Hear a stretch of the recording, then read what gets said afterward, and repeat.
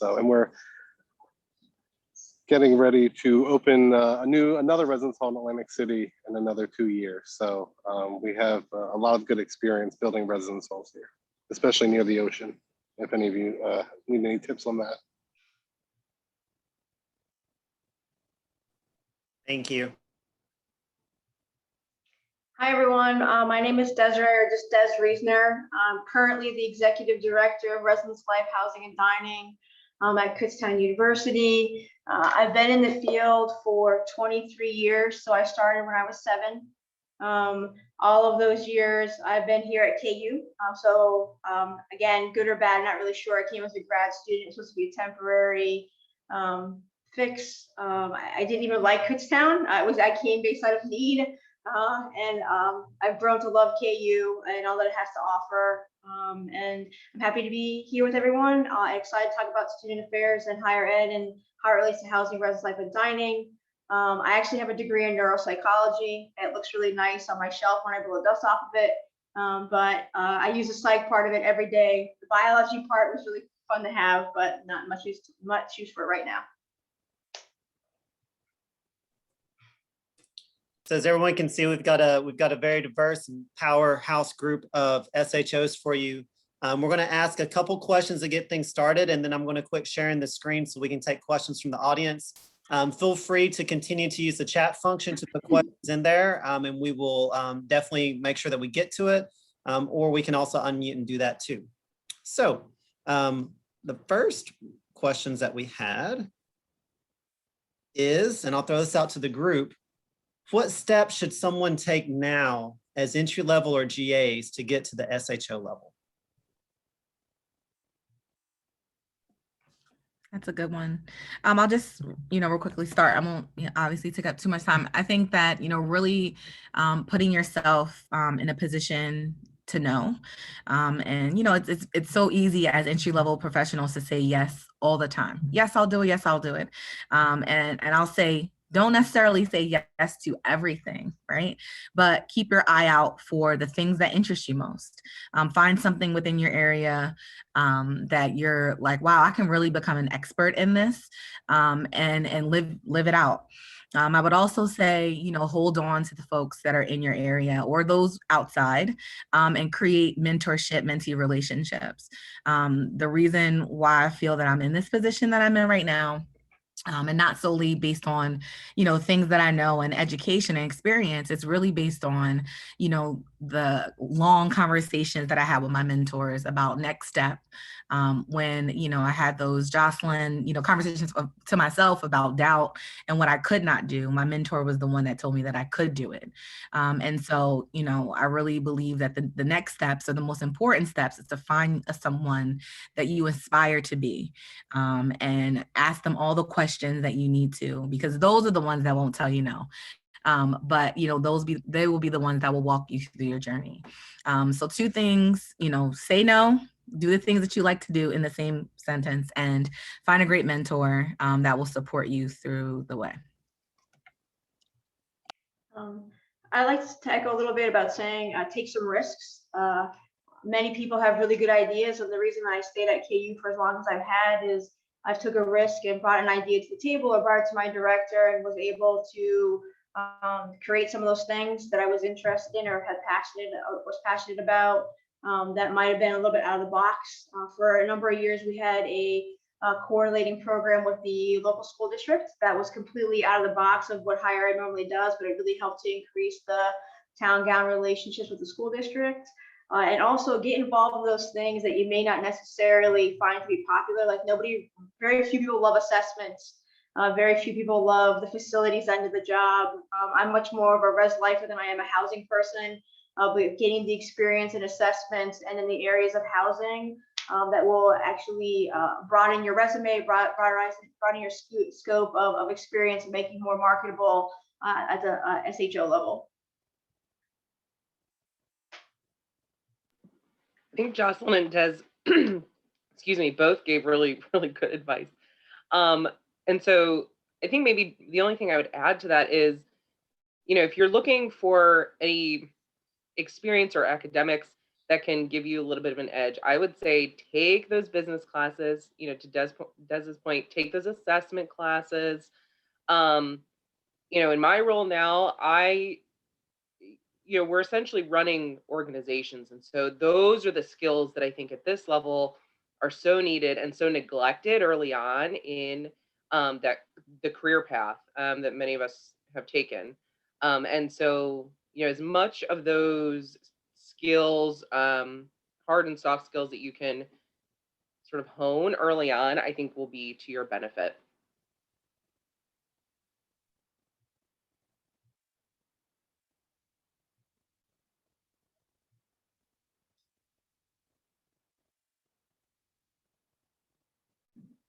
I guess for me, it's again echoing what everyone else said, and then obviously it's getting involved in your professional organizations and making those connections. A few years ago, I went to an aspiring VPSA conference and got to meet a lot of great people, and actually found a couple mentors to bounce ideas off in different situations and things like that. And so, making those connections that, if you want to change institutions or an opportunity to become an SHO is at another institution, having connections there and finding out, what's the best fit for you. And I think everyone who spoke before me really mentioned that. And, you kind of know fit's one of those things that's hard to describe. You just know it when you know it. And so if it feels right and it feels good, then it's probably a good fit for you.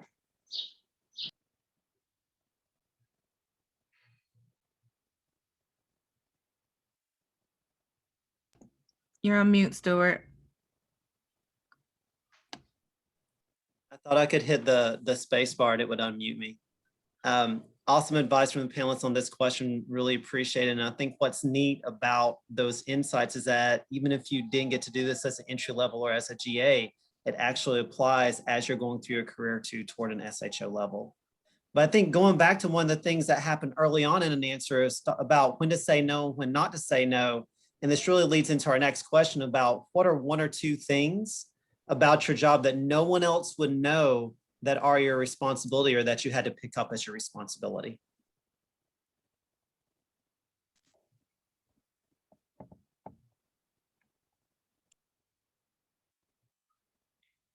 I guess the most shocking thing for me was, I think maybe I knew it, but maybe not really till you have to actually do it, is the responsibility level ends with you. And what I mean by that is if somebody in your department makes a mistake and you're standing in front of cabinet or you're standing in front of the president or your vice president, you're the person taking that blame. It's your department and you're taking responsibility and ownership, knowing that you will have a conversation with the person who might have ideally made the mistake, but you're the one accepting responsibility for the mistake made by your department. And on the flip side, when you're getting accolades for your department, you're mentioning the name of the individual who did the work. So sometimes it feels like you're bearing the brunt of the bad things and passing on the praise and accolades to someone else, which it's an adjustment. The uncomfortability piece for me was just standing there saying, this is my department, it's my responsibility, and take it, and not blame placing, just taking the responsibility and then having the conversation in-house. And the other shocking realization is there's really no one else for you to call. For the longest time when I was an assistant or associate director, I could call my director and be like, okay, what do we do? Or I have to make this uncomfortable choice and tell somebody no, that your heart breaks for you want to say yes to, you become that person. Very infrequently do I call my vice president. Sometimes I will and ask him his advice, or I will always tell him after I made the decision, but that shocking realization that there is nobody to call, it's you. Like, you're the one that has to make that decision. So those were two startling realities for me, which I think I always knew was what was going to happen, but it had to, the first or second time that I had to do it was hard, and making adjustments and learning to balance and what to say and how to navigate that world, and also taking some self-preservation after you come back from that meeting with cabinet or your VP, you've taken ownership of something for your department and doing a little bit of self-care and adjusting, and then preparing yourself to have that developmental conversation with the individual who may have made the mistake, or the individuals that may have made the mistake in your department. Thanks, Des, for that. That's absolutely 100% correct. on all the days for me. I will also say, I think, I know when I was either a mid-level or entry level, I looked at SHOs like, like this is what I want to do. They're golden, they're untouchable. Like, look at them just sitting up there in their chair. But that's not reality. And a part of my leadership style is I would never ask my staff to do anything that I wouldn't do, right? And so when you think about responsibility, I think about, busting big parties and making sure that, they're supported, right? If, there's an altercation that my staff is not, there by themselves, or if there's trash on the ground on campus that I'm picking up and they're watching that example. And that goes from even, during COVID when we had to act as, a moving company or storage units or do all this kind of stuff and really put our hands in the dirt, so to speak. Those are responsibilities that are not on your job description. Those are things that, the bigger things of reporting and, like Des said, talking to cabinet and doing all this assessment and evaluations and et cetera, or capital plans and, moving that in some type of direction. But then no one talks about the dirty work. I remember, when we had a really, really bad ice storm on campus, and I live on campus. So that's also a good thing for me just to be here in the community. But there was no facilities here, but it was so slippery around the residence halls. And my RAs was like, Jocelyn, like, what are we going to do? Someone's going to fall. And I was like, well, let's open up the building and get some salt. Right. And so, we all salted the residence halls together. But that's part of the responsibility, that, I think when those that are not at the SHO level look at that, we're quote unquote untouchable, but trust me when I believe the only way for me, I know, I can speak for my staff, is to build a community, is that we're in the community together. And so, thinking about the bigger picture and beginning the relationship with your staff, it is all about the personal one-on-one. And, I can definitely echo and hear what Des is saying about, having a VP that, you want to make sure that you're doing the best that you can, making the right decisions for your area. And it's also important for folks to know everywhere across campus that, this job as SHO, I don't do it alone. I'm only as great as my staff. And I appreciate and value them every day. So thank you for that question. I was gonna say, I think sometimes too, it's like funneling information to staff. Like sometimes staff doesn't need to know all the information, but they don't always know. I would say a lot of us are, kind of that duck analogy where, we're calm on top, but we're paddling like crazy underwater, and they don't always see the paddling part. And so, there have been times in the past where, something may be going on, but it's not time for the staff to know or something like that. And they may not think you're busy. And so, I try and keep my staff in the loop as much as I can with things that are going on, or, we're developing obviously COVID policies and practices for the fall, and, sharing documents with the staff and letting them have feedback, because they're the ones on the ground who are going to have to implement it. And, as I've become farther and farther removed from the day-to-day operations, really getting the staff's input and having them feel connected to the decisions and the things that are occurring. And again, not every decision goes our way or the way we want it or has unintended consequences, but I think including as much staff as possible in the decision-making process gives people ownership, and that's backfired on me. One time we had the RAs give feedback to our strategic plan, and their feedback was we didn't give enough time to review it. So I thought I was doing a good thing. I was patting myself on the back. Yeah, I'm being inclusive. And then the staff just butchered me for it. And so again, taking that feedback on the chin and, thinking about how you can improve. And, I think the amount of information and things like that that we have or we're dealing with is something that our staff wouldn't even know or might not ever be aware of. Sometimes we may get yelled at for things that happen below us, and it's just not worth passing it on to the staff because there's no point in making them upset, or, it could be something that's totally out of their control. Obviously, if it's something you need to have a constructive conversation with, then you do that, but sometimes it's not even worth it depending on what the campus politics are like at your institution.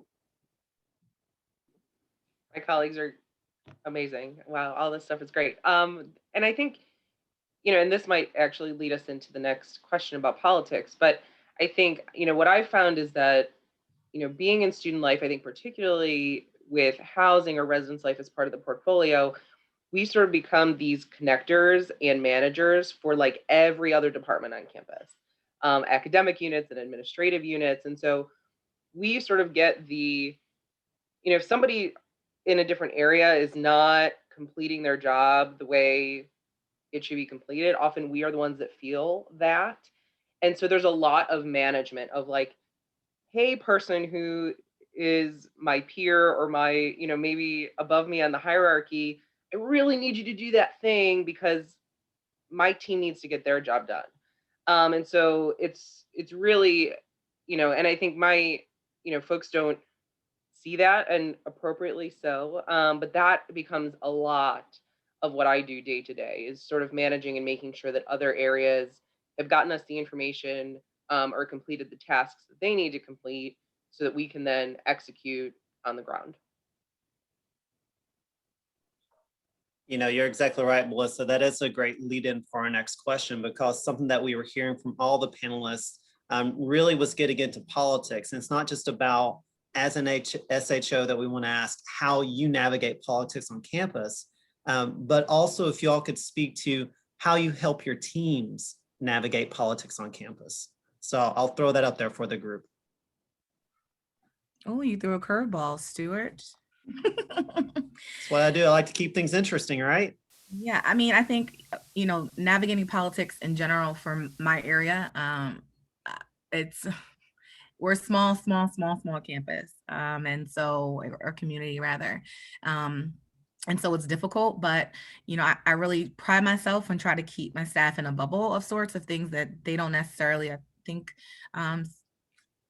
it was mentioned like they don't necessarily need to know. So I try to keep it as far as away from it, especially if it's going to affect them, being productive or having good, attitudes and feeling safe. I really want to make sure that I create a level of just disconnect from it. But I think when it comes to navigating politics, I think I know myself as a SHO, it's super important for me to be 100% aware of what's happening in my area at all the time, because I don't ever want to be blindsided by something or a conversation with someone else in a different area about what's happening in my department. So I always just really honestly tell my staff, and I think it goes from our relationship with the VP, as that's who I direct report to, is, I want to hear everything from you, right? Let me, the smallest thing, right? Whatever it is, because I want to make sure that I can do my best to protect you in it all. I guess the best example with politics that really came to fruition was during COVID, when, everyone was questioning, job security, what that looked like, how can you protect and support your staff? I know us SHOs talked every week about that. And so when it came to navigating that, politic on campus, it was super important for me to be vocal about what my staff was doing. And so when there was ever a moment, you give me 30 seconds and I'm letting you know exactly what they're doing and how we're accomplishing that goal. I always want to be ahead of politics instead of the topic of the politic. And so I really make it my business to, just kind of, be at the table, making sure that I'm making important connections, whether it's on campus, off campus, but most importantly, ensuring, my staff that, do your best, work at the, your best capacity, and I will make sure that I reciprocate that for you. So to me, when it comes to politics, because it's so unfortunate that it happens, this is, not obviously my first rodeo at working at institutions, and Goldie is probably one of the smallest, but, it's unfortunate that politics really hinder experiences for people. And I really make sure that at my level that I don't make it hinder my staff's experience at all. Or team rather. I think, it's really weird when you first become an SHO, because I remember my first couple months, like cabinet members are reaching out to me. Oh, Steve, here's my cell phone if you need it, stay in touch. And so I don't know if we always advertise it, but, we are, as my colleagues mentioned before, are connectors to so many different offices, whether, you know, it's working with legal or it's working with our chief financial officer to figure out how much money we're gonna have in our auxiliary budget. And I really try and help my team with like landmines, where I've been here for a while now, so I have a good idea where a lot of the landmines are in terms of projects or, you know, different things that have been done before that maybe didn't work out, and here's the reason why. You know, one of my biggest regrets as an SHO is we had living learning communities that were connected to classroom experiences, and we had faculty involved, and then it became a union thing and it got shut down. And so I've been working since I've been a director for the last 5 years to reinstitute living learning communities, but it does take some political will to, you know, get the provost on board and get all the deans on board and find faculty and staff, and then create a organizational system that's fair to faculty so they can use it as a part of their tenure process. So it's quite complicated and involves a lot of moving parts. But then it's also, you know, people talk about managing up, and it's about managing up. I know in my office, we've gone from reporting to the dean of students to reporting directly to the vice president of student affairs. And so working with my VP and his team to make sure that, you know, reading the room, you know, as I like to tell my kids when their mom's not in a good mood and they ask for something they shouldn't. I said, read the room, you know, what's going on in academic affairs, know what's going on at your institution, know what the news is. And so, you know, if it's the middle of a pandemic and your institution's been down in enrollment and down, you know, in housing, and they're not getting the same money, asking for positions probably isn't a good idea right now, because it's not going to go over well. So it's also reading the landscape in terms of what you want to ask for and knowing when the time is right, where, you know, living and learning communities are a high impact practice. So if it's middle states time or strategic planning time and your institution's talking about a high impact practice, it may be a good opportunity to mention living learn communities or something like that. So, you know, also being aware of what's happening at your institution, or, you know, talking to your SHO about where they think this might be a good fit for something, or where it might fit in the overall scheme of the institution. I think, you know, with this sort of dual question, my answer is similar to both, is that I try to make other people's jobs easier.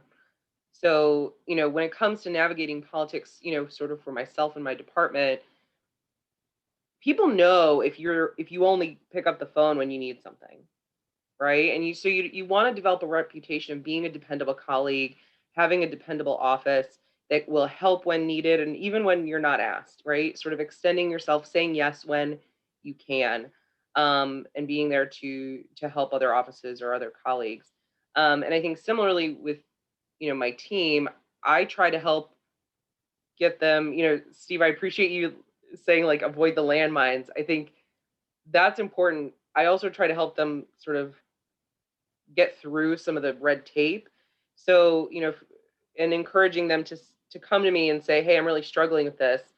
You know, maybe I can help them by picking up the phone myself, or by doing sort of a warm handoff, you know, via email to say, hey, I wanted to connect the two of you because it seems like you're working on the same thing, or, you know, this person had a question about your area of expertise, and sort of, you know, helping folks not have to wade through unnecessary politics or unnecessary sort of bureaucracy, and being able to make a more direct connection to make their job a little bit easier. Because then when I do need something, or I am going to make an ask for resources or staffing or you know, extra hands, you know, to get something done, folks are much more excited and ready to do that, because they know that I will do the same. So all very rich answers about this question that I know is on a lot of people's minds. What I really appreciate with it, I hope the audience heard too, was how they talked about both not only the negative parts about politics, but also the opportunities that are out there, because it's something that exists. And it reminds me of a quote that I heard from one of the sages in Housing and Rights Life, Bernie Gore, who's up at Michigan State, who used to say that as an SHO, part of the job of politics at the top is to be able to remove obstacles so that your team can get the work done to add the most value to the institution. And it's done in an unseen and unheard way at that kind of top part of it too. So excellent questions there. At this time, I'm going to stop sharing my screen. I'm going to say what I'm doing, so don't mess it up. And what I want to do now is I want to focus on some of the questions that we've gotten from the group. And remember, if you don't want to put the question out there for the entire group to see, just send it on in. I'll act like I'm the one that asked it. And if it's a bad question, everyone think it's me. It's all good. Before we'll start, first is a question that was thrown out there by Brian. Let me find it again. So for the panelists, given the prevalence of white Sajin male privilege at SHO and above level, how have you managed to navigate systems of oppression that are embedded within your institutional frameworks? I can start with that question. One thing I've tried to do in my time at Stockton is we've actually made a coordinator for social justice and programming for residential life. And we were one of the first programs at Stockton to be able to do that. And so we have a dedicated person who works just on social justice programming. And really, we've created a tiered programming approach where social justice isn't always the easiest thing for our undergrads to understand. So we talk about, anti-racism and diversity and equity and inclusion and what that means. And then we slowly build up to social justice and what that means. And so, and it's also just incorporating it into the staff with the RAs. And so it's recognizing my own privilege and then being able to make positive change and support, folks where we can. We have Stockton's a little late to this, but we're finally getting around to creating a diversity, equity, and inclusion center at the university. And so offering them whatever resources they need, whatever support they need, programming, staffing, things like that, and being the first to ask, how can we help? Not that I don't want to take over, I don't want to do this, but how can we help you accomplish your mission? And so again, recognizing my privilege and then being able with my position to give others opportunities and the resources they need to be successful. And really, I think one of the things that you learn as a SHO is, and folks have said it before, to give your staff, remove obstacles and really let your staff and your team shine. And so sometimes SHOs don't get a lot of thank yous anymore because we tend to manage at this point. We're not actually the coordinators, the ones putting on the programs, but it's always great to see when your staff or your team is getting shout outs from the president or the vice president of student affairs for different events that are happening on campus. And so knowing that, you were able to be a part of that is most rewarding for me. And so that's how I, have recognized my privilege as a white cis male and been able to not only, support others, but recognize when we can make improvements that, positively impact the institution as a whole as well. Ryan, that's a great question. As most of your questions are always great.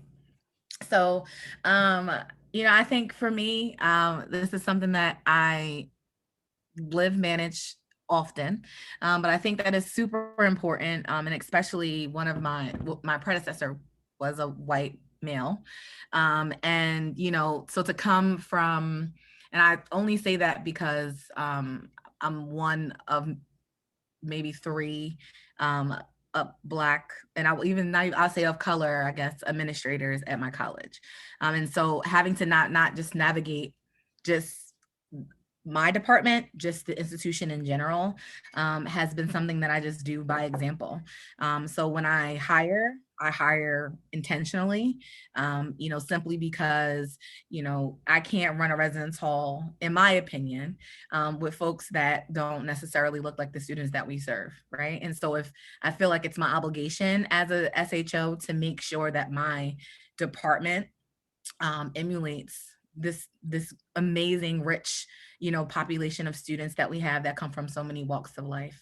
I think for my staff, to myself, every day, we embed and try to, create, whether it's processes or procedures or programs or themes that, really celebrate our differences and make sure that that work is intentional. I can't necessarily speak for what the majority may be doing. But I will say that, every day is a new day. And I'm grateful that I have the support of, an amazing vice president for student affairs and athletics who is on board for probably 99.3% of the things that I want to do. And so I appreciate that because it just makes it so much easier to move and shake. And it makes it so much easier to grow and develop, simply because I have, his support, and he sits directly in the cabinet. So it's really, honestly from his mouth to the president's ears. And 9 times out of 10, she kind of skips that conversation with him and just says, "Hey, Jocelyn, like, what do you need?" And so it's very, it's been such a rewarding experience. And especially how things have shifted a little bit, after or during COVID, during the, BLM, and even till today. I think I fell out my chair the other day when she sent an email and declared Juneteenth a holiday, like from now on, like moving forward. And so I really appreciated just the effort of her just thinking about how important that is, not just to me as a woman of color, but to our students who really believe in, making our community as, equitable as possible. And so it's a battle, Brian, and I appreciate that, but it's something that is super important, that needs to be spoke of, as we move to having more women as SHOs and more people of color in this particular position. So we just do the best that we can. But I appreciate that. I think being confident to have a voice at the table.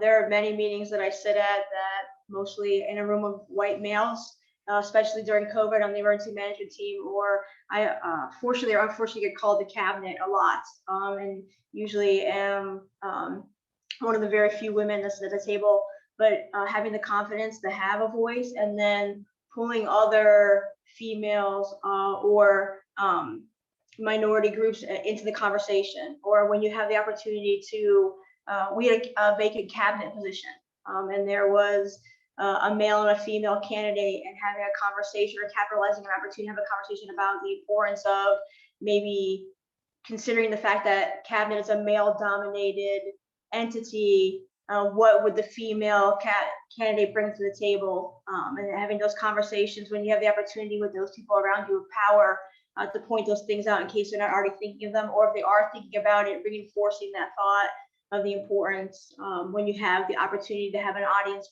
who make decisions, to pointing some of those things out.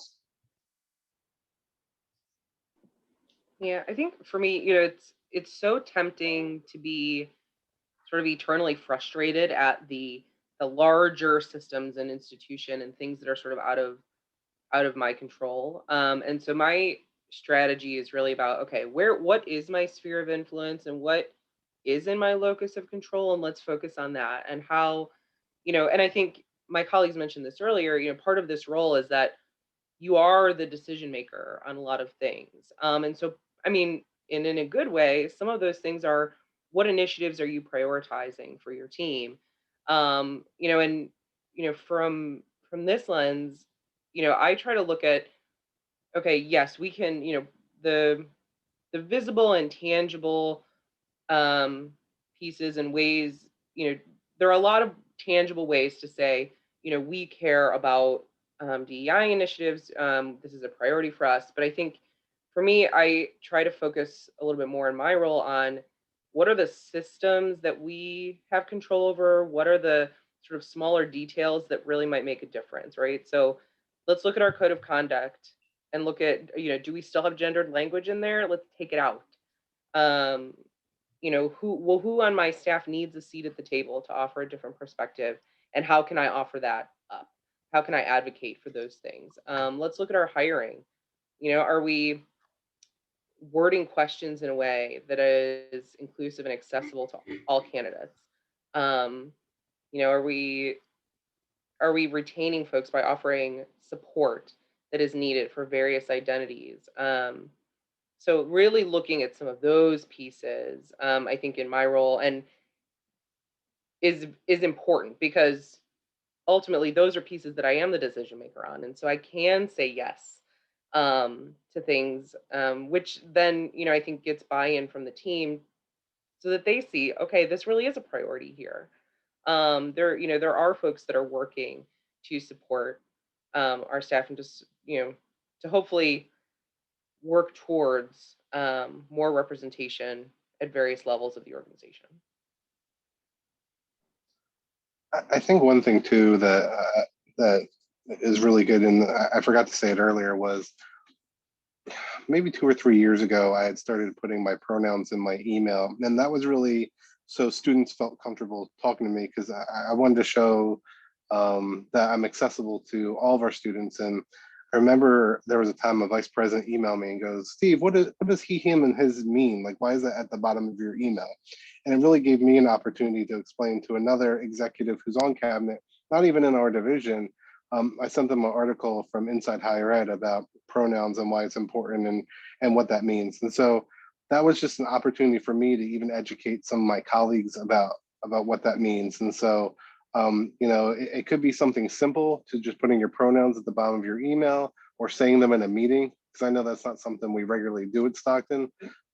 Certain folks do, but it's not widely done. And so if you have a chance to educate those above you about pronouns or different things related to race or equity or inclusion, take that opportunity and run with it, because the more you can not only make our students feel better, but empower our staff to become more knowledgeable about these issues. It's so important, because they're the ones at the end of the day who hold the purse or are making those decisions. And so making sure that they have all the information and can relate to our students as well is maybe one of those hidden jobs that folks wouldn't know that we have as well. And I would say one of the another thing I just thought about is being fearless as a leader. I think that sometimes, especially with this particular topic, were you more scared during George Floyd to reach out to your staff, right? And to think about it in question, to really support them, like we all went through our things during particular times, right? During, for example, BLM. And I know I emotionally internalized a lot of things during that time for myself and question, am I in the right place? Are they going to support me during this? But, are you fearless enough to speak up about maybe the time that your staff needs off? Are you, having the conversations with them of, what do you need from me, right? How can I better support you in this? What is necessary for you to get to the next level, whether it's mentally, emotionally. And I think, I took a lot of time selfishly trying to figure that out for myself. But I had to think quickly of how I was going to best support them, because we still had students here during COVID that were needed support as well. We are situated in a very, I'll just say interesting location in Delaware, where on one side of the street, we were protesting Black Lives Matter. And then on the other side of the street, there were, supporters against that, right? And so, how do you then support yourself and your staff, but show them that you're fearless, right? And that I will stand with you regardless and no matter what, So, for me, I look at it simply because I have a staff that is, I consider them, it can't get any more diverse than my current staff that I have. It probably can, but we're getting there. But I think about did I do my best to make sure that they were good and that they were safe? And I hope they can say yes. And I hope they say yes, not just about DEI situations, but what about everything? And trying to make sure that, in the image of things that, I remind myself to be as strong as possible, even in my weakest moments, because I know that they're always watching me.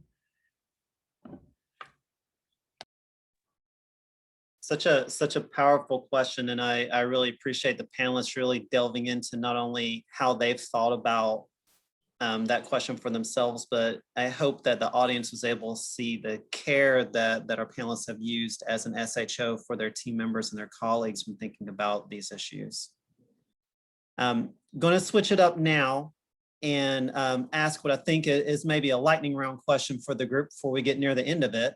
But one of the questions we have is, how long should you stay in entry level and mid-level roles before going for an SHO role? And perhaps it would be helpful too if you can maybe share approximately how long you're in one of those roles too before making those jumps, because I'm betting that it's a pretty diverse set of numbers for everybody.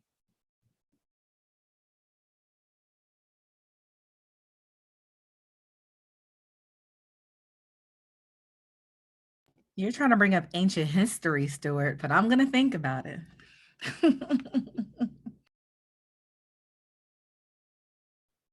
Approximation is fine as always, but I think the real question that our audience is trying to get is there really a set period that you should be in entry level? Is there really a set period that you should be at mid level before going for an SHO role? What are people's thoughts on that? I'm a firm believer in quality over quantity. You know, if you are in a role that is allowing you to learn a lot of those skills that I mentioned at the beginning, you know, the budgeting, the hiring, really strong supervision through tumultuous times, you know, those sorts of things, then I think, you know, you could do that for a few years. Now, I mean, I think that you also need to keep in mind sort of institution size and things like that, right? You might be able to wear a lot more hats at a small institution and get a lot more robust experience. But is that going to translate? You know, maybe yes, maybe no. So I think really just sort of being strategic about that and really making sure that you are ready both from a skill standpoint, you know, also a maturity standpoint, the right time in your life. Because there are times when, you know, maybe you need to put the brakes on, maybe you need to hit the accelerator, maybe you need to get a little bit of additional education. And I think being able to, like, you know, come to sessions like this to get diverse perspectives, asking colleagues, asking, you know, going on listservs or professional social media groups where you can ask these sorts of questions and get some feedback and get some folks to kind of look at your resume or go through your career profile and give you some honest feedback, I think is really helpful. Take it with a, you know, for whatever it's worth. You know, again, I think a variety of perspectives is helpful because everybody will tell you something different. 100%. I think it's super important, you know, for me. I mean, I was entry, you know, went to mid, went back to entry at a bigger, you know, institution. But I always find it important to in order to get to the SHO role, in my eyes, it's important for you at least to feel what it feels like to be in the roles that you're going to be supervising. So, you know, working with, you know, I was never a grad assistant in residence life, you know, but I've worked with grad assistants, right? Being an entry level, you know, as a hall director at a small school, part-time, as a matter of fact, then going to a larger school and becoming a hall director full-time, right? And getting that experience and knowing what that feels like. Then going to an assistant director position at a small school, and then completely switching fields and going into student engagement, and pretty much vowed to myself, like, I'm not going back to residence life, you know, after being on call and hearing that phone. But, you know, it took me time to really think about, you know, and my mentor, my first boss in residence life, said to me, Jocelyn, you know, always ask me though, what do you want to do? Or where do you see yourself in 5 years conversation? And she said, before you answer that, you know, so I said that. And then she said, well, the only advice I'm going to give you is to always dress for the part that you want, not the job that you have. Right. And that means physically dress, mentally dress, you know, have your toolbox ready of the things that you want to have, you know, because it only will fortify you an opportunity that you may think that you're not ready for. But then all of a sudden you sit down, you're like, yep, I got it. This is it. Right. And so really thinking about, you know, to me, there's no timetable, but it's about kind of that leap of faith, you know, like Melissa said, and just doing it. You know, the SHOs can probably tell you how many interviews or jobs they did not get, maybe of the job that they wanted. But it took some time to say, okay, so let's think about the reasons why I did not get this opportunity, and what skills can I then find, or what experience can I seek to make me ready for this job. So my opinion, is don't ever put a time limit or years on it. If you feel confident that you're ready, then you're ready. And that's where mentorship comes in, and having a really good mentor, because that person will prepare you, for what's next through conversation, through real life scenarios. But there's always trial and error, and never feel the fear. I always say it's always easier to get one when you have one versus when you don't have one and you're trying to get one. And I'm talking about a job, obviously. And so you don't want to just leap out without having something in your grasp. So if you're currently a resident coordinator, or you're a resident hall director or assistant director, and you want to be a director, still stay in your job, still create those skills, and then, apply if you want to, so that you know exactly what you need to do to get to that level. I agree with all those things. Just something else to consider too is sometimes the job description is appealing. Make sure the overall institution is appealing, and that your professional morals and ethics are also in line with the mission and vision of the overall institution, and not just a department or the job description. I agree that each individual person should set their own time limit, just being cognizant of, are you still being productive and happy in your role, or are you comfortable? There's a difference between the two, and taking that leap of faith, but just the overall mission and vision of the institution, does that line up beyond the job and the department with your own personal morals and ethics? Because at the SHO level, if it doesn't, you're going to probably encounter some cognitive dissonance, because you're going to be working a significant amount of time outside of your own department with the overall institution. You want to make sure that you line up with it's important to the institution, is also something that you can support as an individual.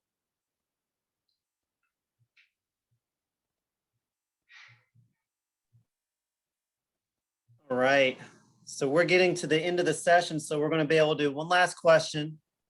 And of course, I've got a president and a past president that have sent in 2 questions, and so I'm going to have to decide who I'll get in trouble with more. I'm looking here at, if I can actually navigate my chat.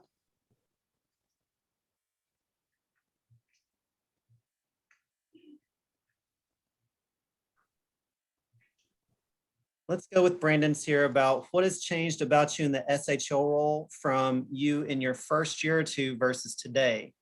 And again, we're looking at wrapping up, so everybody get ready for this powerful answer everyone's going to give.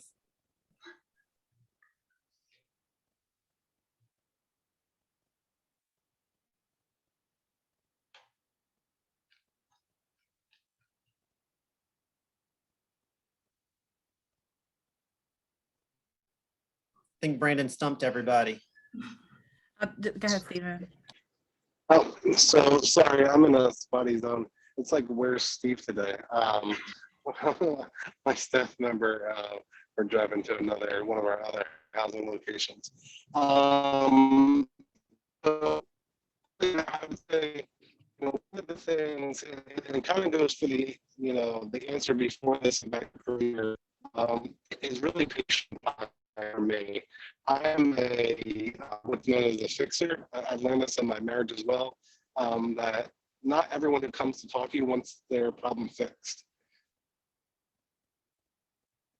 Hey, Stephen, you're breaking up pretty bad right now. We're going to go to one of the other panelists and maybe come back to you when you're in a place where you've got better reception, all right? And he can't say all right because he's got bad reception anyhow. So Des, Melissa, Jocelyn, either of you 3 want to jump in? Sure. I think for me, the biggest change is when I first came to KU, I loved my department. And now I love my institution. I think that I take a lot of pride in overall KU, and for the longest time, I took a lot of departmental pride. And I think that comes with having advanced in roles, having to interact and build those outside relationships and represent the overall institution as well as your department.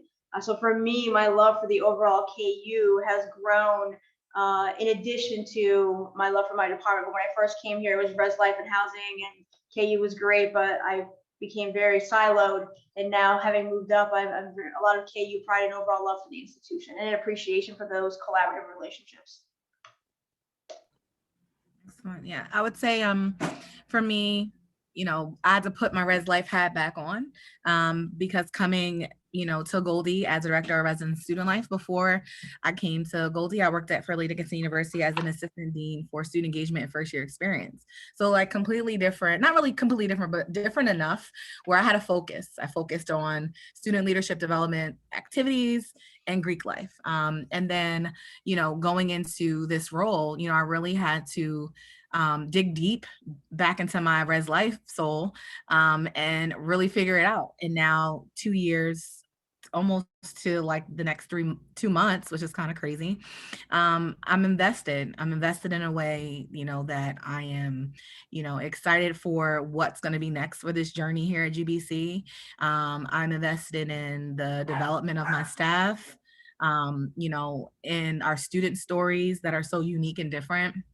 And, I really take pride in, really being an intricate part of just the development of our student affairs division in ways that it's never been before. And so my passion, very similar to Des, has increased so much. And I'm grateful, majority of the things that happen on a day-to-day basis, from whether it's folks in the institution or outside of the institution, if it wasn't for my passion, I'll be back in New Jersey. But the excitement for, what the next 5 years may look like at GBC really gets me going. Our president, who is also going into her second year anniversary here at GBC, really, brings so much energy that it's so hard for you as a new professional or as a seasoned professional not to be excited and invested in what she's going to bring to the table. So, there's a huge difference. But, sorry, Deb, it's Delaware baby all the way. And so, I'm just excited for what the future may hold or will hold. So Brandon actually supervised me during years 1 and 2 of being a new professional. So Brandon, if you have feedback, let me know. I feel like the biggest learning piece for me, I've always been someone who very direct. I have no problem asking questions and speaking my mind. But I think that experience and maturity has shown, that there needs to be some strategy around how that is deployed. And so I think, in my role now, I think I've been able to develop a much stronger empathy for others, a much better understanding that everyone is doing their best. And there are very few people that are out to aggravate me, just me. And so I think being able to sort of use the skill of being direct in a strategic way and in a more caring way, I think has helped me grow as a professional. And I think from years 1 and 2 to now, vastly different, an area of growth, but definitely stronger for it. So that would be my contribution. And Brandon, you can let me know privately if you disagree there. We've got Stephen back. Hi, can everybody hear me? Yes, sir. We can hear you. Thank you. Sorry about that. So I would say, I've learned that it's really for me about patience. And so, even in your career, if you feel like you're stagnant or, explore all your options, be patient. I've learned that some emails can wait and sometimes things have a way of working themselves out. I'm a very impulsive person by nature. And so sometimes you just need to wait and let your staff do the work they need to do, or let things kind of work out on their own. And one of the biggest strategies I use is I draft an email, don't put anyone in the to, and then write what I want in that moment and then put it away and then come back to it. And usually I've calmed down, and I usually am one to forgive very quickly. And so what I wrote, maybe an hour ago isn't the same as what I wrote before. So, be patient. I know it's very hard. It can be very difficult. But that's something that I've learned since I've begun as a SHO. Incredible ending to the session. To all of our panelists, thank you so much. Please, for the audience, show them love in the chat for taking time not only to be here, but to share all their insights. I found this incredibly insightful, even in my own role right now. Also want to take a quick moment to give a shout out to Jocelyn and Amanda for their help in setting up this webinar today. I know we have a number of presidents and past presidents of MCUO on this session, so thank you all for attending also and sharing and being part of it too. And with that, I'm going to turn it over to Jocelyn and Amanda to see if there's any upcoming webinars or other things that needs to be highlighted before we close this session out. If you haven't registered for MCUHO, do it. Yeah, if you haven't made a membership with MCUHO, just go to mcuho.org, and in the top right corner, you will be able to register as a member. And next month for August, because nothing's happening in August, we're never ever busy in August, there'll be another webinar, and we have some folks working to put that together now. We don't have a date, but people are working to plan one about, just like this was becoming a show, we're going to do one for grad and ECs who are looking to move into a mid-level role. So you can look forward to emails about that and send it to any of your people who are in those roles and would be interested. So there will be communication coming soon about that. And that's all we have. And great job, Stuart. Thank you. And thanks again to all of our panelists. Great job. Great job. Love doing it. On behalf of Stephen and Stuart and the SHO engagement people, that's a wrap, people. Thanks for coming. Good job.